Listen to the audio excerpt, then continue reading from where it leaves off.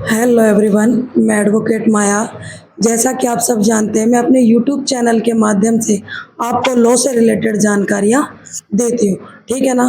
तो अभी तक आपने मेरे यूट्यूब चैनल को लाइक शेयर सब्सक्राइब नहीं किया है तो प्लीज़ पहले मेरे यूट्यूब चैनल को लाइक शेयर सब्सक्राइब कर लें और बेल आइकन को ज़रूर प्रेस कर दें ताकि मैं जो भी वीडियो बनाऊँ उसका नोटिफिकेशन आप तक पहुँच सके। ठीक है ना। आज हम एक नए टॉपिक पे आए हैं। आज हम उस टॉपिक पे बात करेंगे कि अगर किसी भी व्यक्ति का चेक बाउंस हो जाए तो उसमें क्या करना चाहिए। देखो, सुप्रीम कोर्ट का एक चेक बाउंस के मामले में सुप्रीम कोर्ट का एक बड़ा फैसला है। हाई कोर्ट का फैसला हुआ निरस्त। ठीक है ना। चेक बाउंस मामले में सुप्रीम कोर्ट का बड़ा फैसला, हाई कोर्ट का फैसला हुआ निरस्त। आज हम इस टॉपिक पर बात करेंगे। ठीक है।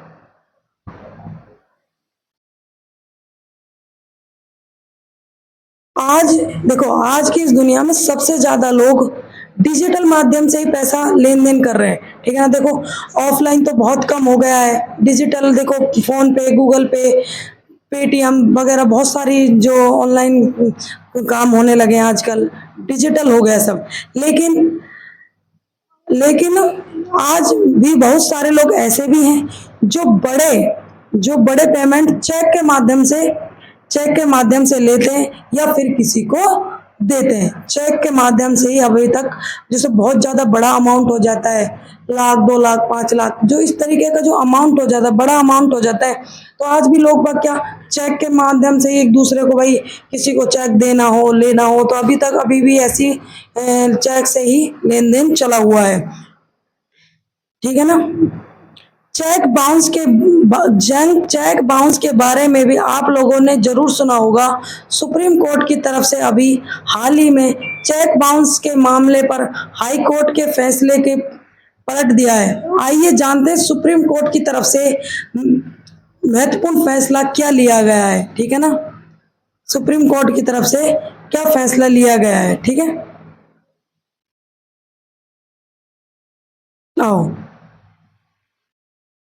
देखो, चेक एक ऐसा जरिया है जिसके माध्यम से लाखों रुपए की पेमेंट बहुत ही आसान तरीके से हो जाती है। चेक जारी करते समय बहुत सी सावधानियां बरतनी होती है। चेक में की गई गलतियां चेक बाउंस होने का भी एक बहुत बड़ा कारण है। और चेक्स बाउंस होना कोई छोटी मोटी बात नहीं है। देखो, चेक बाउंस हो जाता है तो आजकल लोग बाग उसे क्या लाइट ले लेते हैं कि कोई बात नहीं, हो गया, दोबारा लगा देंगे, तिबारे लगा देंगे। तो देखो, चेक्स बाउंस एक बार होना चाहे 2 बार होना, चेक्स बाउंस होना कोई छोटी मोटी बात नहीं होती है। चेक्स बाउंस होना बहुत बड़ी बात है अपने आप में। ठीक है ना। चेक बाउंस होना भारत में एक अपराध जैसा है। ठीक है ना। और इसके लिए सजा का भी प्रावधान रखा गया है। अगर चेक बाउंस हो जाता है तो उसमें भी सजा का भी प्रावधान। चेक बाउंस के मामले पर सुप्रीम कोर्ट ने कहा फैसला सुनाया है। वैसे भी सुप्रीम कोर्ट की तरफ से बड़ी संख्या में चेक्स बाउंस के मामले के लंबित होने पर गंभीर चिंता जताई है, क्योंकि जो हमारा भारत में ना आजकल जो 90% जो केस हो रहे हैं वो चेक बाउंस के ही आ रहे हैं। ये हमारे जो अधिकतर यहाँ इंडिया में हो रहा है वो ज्यादा 90% केस हैं जो चेक बाउंस को ही लेकर हो रहे हैं। ठीक है ना। तो सुप्रीम कोर्ट में देखते हैं क्या फैसला लिया है कि भाई चेक बाउंस पे क्या क्या होगा। तो आज हम उसी टॉपिक में बारे में बात करें। सुप्रीम कोर्ट की तरफ से ये कहा गया है कि यदि इस मामले में दोनों ही पद समझौता करने के लिए इच्छुक हैं। देखो, अगर क्या होता है कई बार चेक बाउंस हो जाता है तो दोनों जो देने वाला और लेने वाला दोनों व्यक्ति आपस में कोई समझौता कर लेते हैं, उससे निपटारा कर लेते। कोर्ट को कानून के तहत समझौता योग्य अपराधों के निपटारा को बढ़ावा देना चाहिए। देखो, अगर वो मतलब क्या होता है, अगर वो आपस में समझौता कर लेते हैं कि भाई चेक बाउंस हो गया है, मैं आपको भाई इस चीज की राशि प्रदान कर दूंगा, कोई बात नहीं, गलती से वो आपसे समझौता कर लेते हैं तो बहुत अच्छी बात है। कोर्ट ने इस चीज को बढ़ावा दिया है कि अगर भाई दोनों पार्टी राजी हैं तो ठीक है, केस नहीं चलाएंगे आगे, क्योंकि कोर्ट का भी तो समय बर्बाद होता है ना। अगर दोनों पार्टी राजी है तो चेक बाउंस का मामला खत्म हो जाता है। आपकी जानकारी के लिए बता दें कि चेक बाउंस के मामले में पी कुमार सामी नाम के एक व्यक्ति की सजा को जस्टिस सुधांशु धूलिया और जस्टिस ए अमानुल्लाह की पीठ ने रद्द कर दिया है। वहीं कोर्ट की तरफ से यह पाया गया कि मामला दर्ज होने के बाद दोनों पक्षों में समझौता कर लिया था और बाद में शिकायतकर्ता को 5.25 लाख रुपए का भुगतान दूसरे पक्ष की ओर से कर दिया गया था। इसे पूरा मामला लगभग निपट गया था। देखो, अभी एक हाल ही में एक केस हुआ था जिसमें क्या दोनों पक्षकार आपस में भाई अब उनके आपस में समझौता हो गया। 5.5 लाख रुपए आपसी में बैठ के एक दूसरे को जिसको उसका चेक बाउंस हुआ था उसने उसको 5.5 लाख रुपए देकर कोर्ट में अपना मामला सिमटा लिया था। आपकी जानकारी के लिए बता दें कि जस्टिस के साथ पीठ ने 11 जुलाई को इस मामले में आदेश दिया था।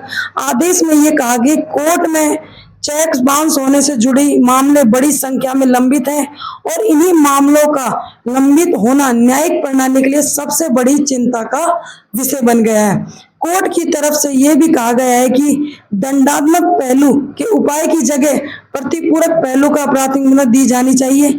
इसे लेकर यह सख्त रूल बनाया जाना चाहिए। देखो, पहले तो देखो कोर्ट भी नहीं चाहती कि किसी व्यक्ति को दंड दिया जाए, ठीक है। हमारी जो न्याय प्रणाली वो भी नहीं चाहती कि किसी व्यक्ति को दंड दिया जाए, क्योंकि अगर जहां तक हो सकता है तो कोर्ट भी ऐसा चाहती है कि दोनों पक्षकार आपस चेक बाउंस हो गया तो चलो कोई नहीं, दोनों पक्षकार आपस में बैठकर समझौता कर ले। न्यायालय के समक्ष उनका क्या समझौता है तो उन्हें कितने रुपए राशि देनी है नहीं देनी उसको लेकर, ठीक है ना। चेक बाउंस मामले में सुप्रीम कोर्ट ने दी खास टिप्पणी। चेक बाउंस का मामला फिर अदालत में दर्ज हुआ। सुनवाई के दौरान पीठ के तरफ से कहा गया है कि चेक बाउंस का होना केवल एक नियामक अपराध है।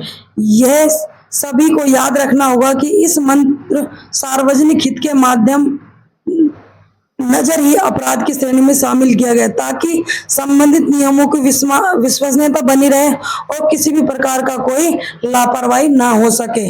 इस पर अदालत की तरफ से अपने आदेश में यह भी कहा गया है कि पक्षों के बीच समझौता और परिस्थिति समग्रस्त विचार करते हुए इस अपील को स्वीकार करते हैं। कोर्ट की तरफ से अप्रैल 2019 के लागू आदेश के साथ साथ निचली अदालत 16 अक्टूबर 2012 के आदेश को भी रद्द करने का और बड़ी करने का आदेश दिया है। हाई कोर्ट के फैसले को सुप्रीम कोर्ट की तरफ से किया गया खारिज। हाई कोर्ट है ना, उसके फैसले को सुप्रीम कोर्ट की तरफ से खारिज कर दिया गया है। कैसे खारिज कर दिया गया उस चीज को भी हम जानेंगे, ठीक है ना। चेक्स बाउंस के इस मामले के बारे में जानकारी देते हुए पीछे ने कहा है कि साल 2006 में पी कुमार सानी उर्फ गणेश ने प्रतिवादी एक सुब्रमण्यम ने 5,25,000 का उधार नहीं चुकाया था। बाद में अपनी भागीदारी firm major new one export के नाम पर 5.25 लाख रुपए का चेक भी जारी कर दिया था, लेकिन अपर्याप्त धनराशि, मतलब उसमें धनराशि पर्याप्त नहीं थी, अपर्याप्त धनराशि, ठीक है ना।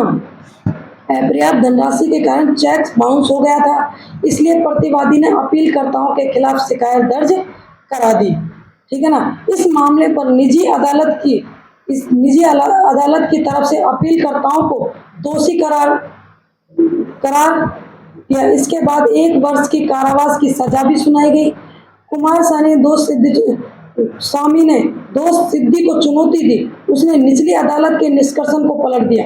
इसके बाद कोर्ट ने उसे तथा कंपनी को बरी कर दिया, लेकिन बाद में हाई कोर्ट ने अगली अदालत के आदेश को रद्द कर दिया और अपीलकर्ताओं को दोषी ठहराने की निचली अदालत को आदेश को बहाल करने का आदेश दिया था। इसके बाद कुमार स्वामी ने और फान ने हाई कोर्ट के आदेश को सर्वोच्च न्यायालय में चुनौती दी। उसी के परिप्रेक्ष्य में यह फैसला सुप्रीम कोर्ट द्वारा सुनाया गया था। देखो, मैं आपको सब चीज़ों की इसमें छोटा सा आपको एक निचोड़ में ये बताती हूँ।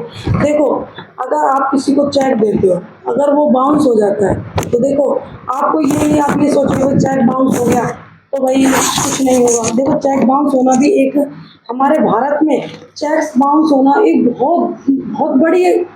बहुत बड़ा कारण हो गया है कि आजकल क्या लोग क्या फर्जी भी चेक दे देते हैं, भाई चेक बाउंस हो गया, कुछ नहीं होगा, और जब कोई नहीं, चेक ही तो है भाई। ये चेक बाउंस होना, उसमें चेक बाउंस हो जाता है तो उसमें देखो सजा का भी प्रावधान है।